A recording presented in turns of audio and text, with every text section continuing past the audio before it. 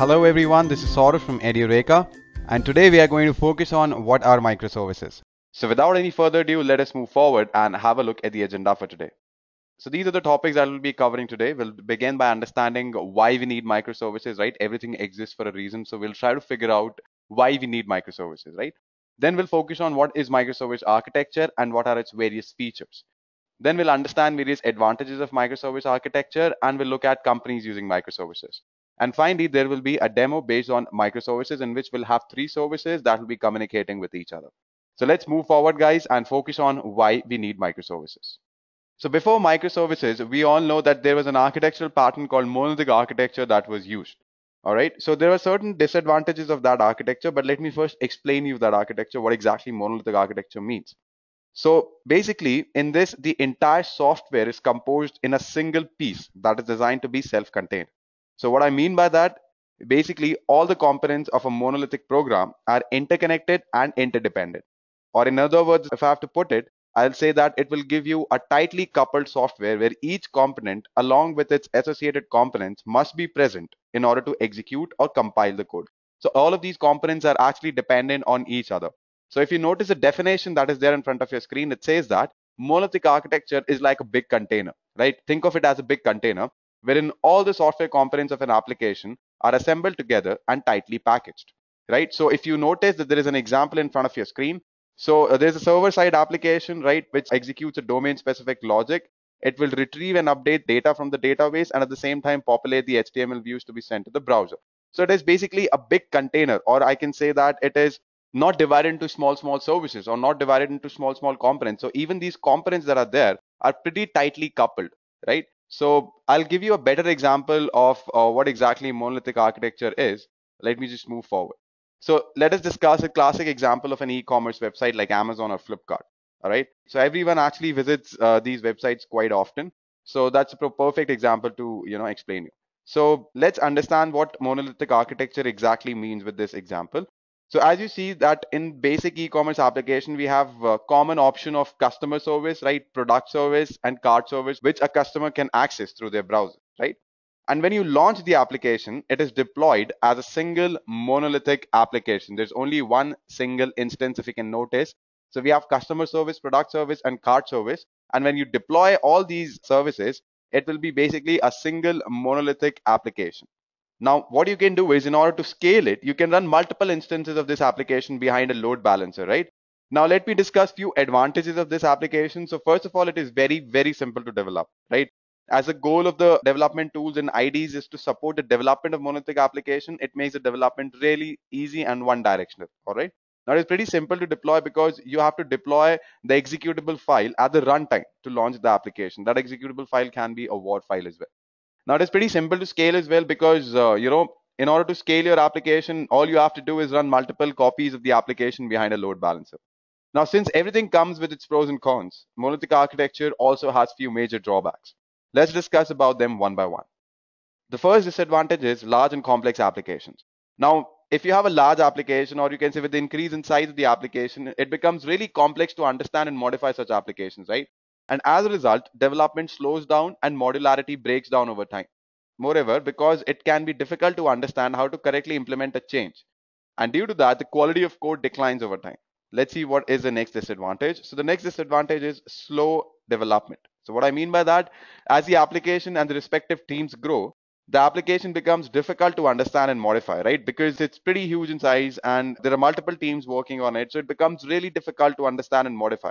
Also, the larger the code base leads to slower ID, which makes the developers less productive. So the code base is pretty large because the entire application is one monolithic application, right? There are not different services present. Now it blocks continuous development. So what I mean by that, a large monolithic application is an obstacle to frequent deployments. Let me tell you how.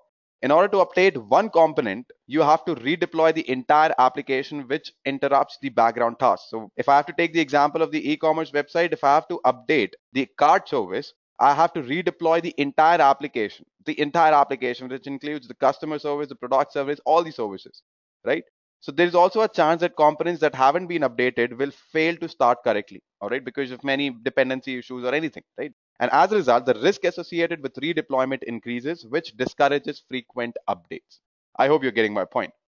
Let's see what we have next. So the next point is unscalable. I know I've told you that it's pretty easy to scale, but let me tell you what are the disadvantages when it comes to scalability and in terms of monolithic architecture. So each copy of application instance will get access to all of the data, right?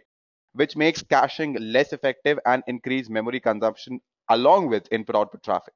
Also, different application components have different resource requirements. One might be CPU intensive, right? While other might be memory intensive.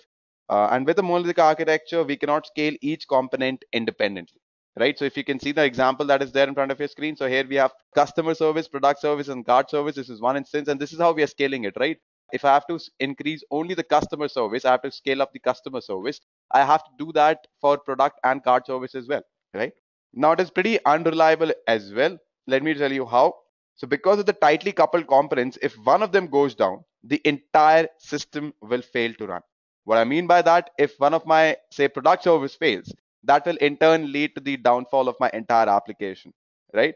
And because all the modules are running within the same process, a bug in any module can potentially bring down the entire process. Moreover, since all the instances of the application are identical, the bug will impact the availability of the entire application. This makes the monolithic architecture highly unstable and unreliable. The last and the final point is inflexible. So how is it inflexible, guys? With the monolithic architecture, it becomes really difficult to adopt new frameworks and languages. Suppose you have million lines of codes written with XYZ framework. Now, it would be extremely expensive in terms of time as well as cost to rewrite the entire application to use the newer ABC framework, right? Even if that framework was considerably better. And as a result, there is a huge barrier to adopting new technologies. I hope you're getting my point. So why is it very expensive? Because you have written million lines of code in some language. Now you want to use some other language, right? So it becomes really expensive and a time consuming task. And even if the new language or the framework is considerably better, but there's a huge barrier in adopting such new technology. So I hope you have understood the various disadvantages of monolithic architecture. Now is the time to understand what exactly is microservice architecture. Microservices, also known as microservice architecture, is an architectural style that structures an application as a collection of small autonomous services modeled around a business domain. Now, if I have to put it in simpler terms, basically, it is a self-contained process which avails different and unique business capabilities. Now, if you have large applications built using this architectural pattern, it can be broken down to small multiple services which together acts as one large system. But behind the scene, it's a microservice. So what I'm trying to say here is we have multiple services. On all of these services, they don't share the data structure, but they'll be communicating through APIs, right? The major advantage of breaking down the system is now each microservice can focus on only one single business capability, which definitely leads to a better quality and throughput. And it's obviously becomes easy for you to understand when I explain you with a example. Again, I'm going to take the e-commerce site example. Now, if you remember in monolithic architecture, all the components were in a single module. But if you see here with microservice architecture, all the components are divided into separate modules, which communicate with each other using a well-defined interface, usually REST or messaging. Now, the communication between the microservices is a stateless communication where each pair of request and response is an independent transaction. And because of this, microservices can communicate effortlessly. Moreover, in microservice architecture, the data is federated. All right, so let me just break it down for you. Each microservice is responsible for its own data model and data because of which interaction with each microservice is handled by different instance. Unlike in monolithic architecture, where we had only one instance. Here we have multiple instances for different microservices. So we have three microservices here: customer microservice, product microservice, and cart microservice. Right? Each of them have their own instances. They have their own data model and they have their own data. So this is what exactly microservice architecture is. Now let's dig a bit deep into its architecture and understand what it is. Now, as you can see, in a microservice architecture, services are small, independent, and loosely coupled. So let me just tell you where it is. So these are multiple services, right? So these are pretty small in size and they're independent and loosely coupled. Now, each of these services have a separate code base, which can be managed by a small development team and it is deployed independently, right? So this service will have a code base, this service will have a code base, this service will have a code base. Similarly, all of them will have a code base, which will be not huge in size when you compare it with a monolithic architecture where all of these services are running in one instance. I hope you're getting my point.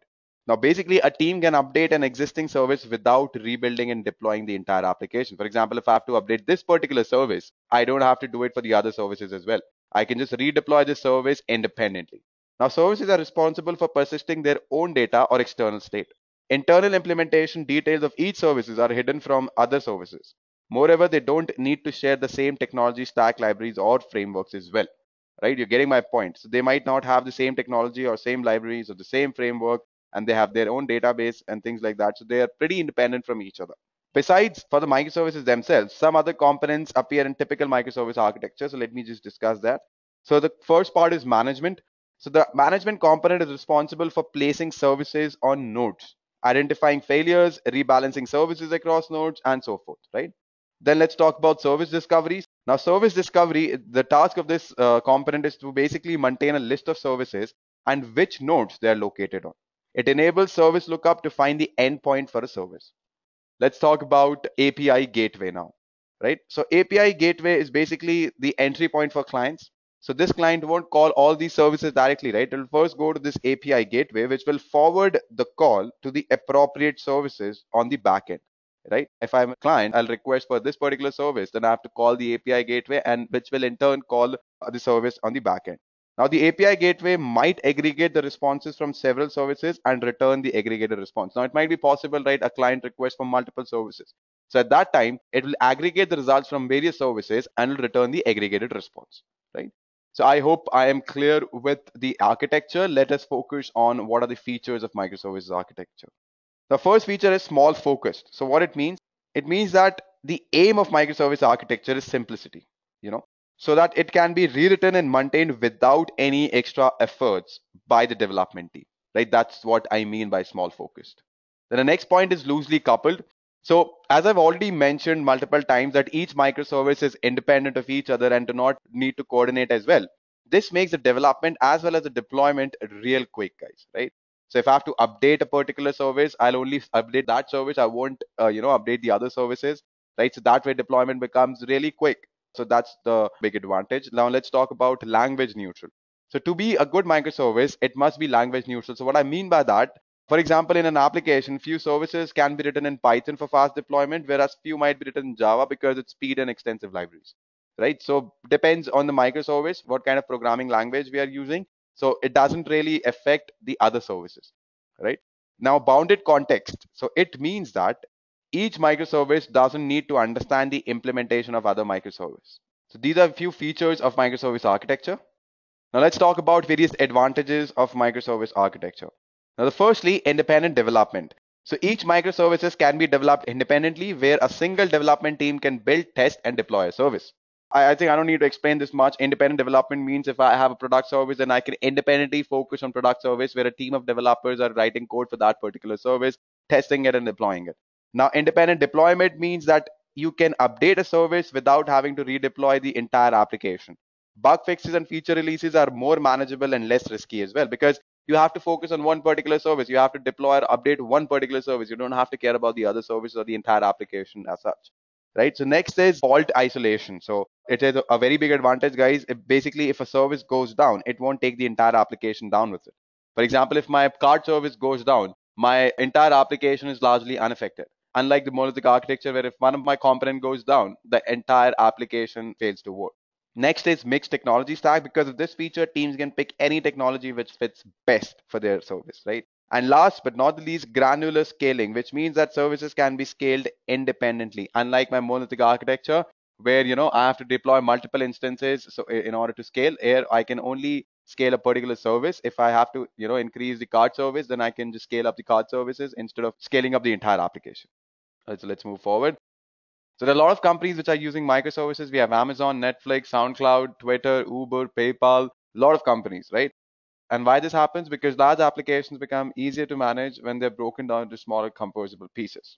So without any further delay, let's begin with our hands-on. We'll be using Spring Boot because it provides a way to provide Java applications quickly and simply through an embedded server.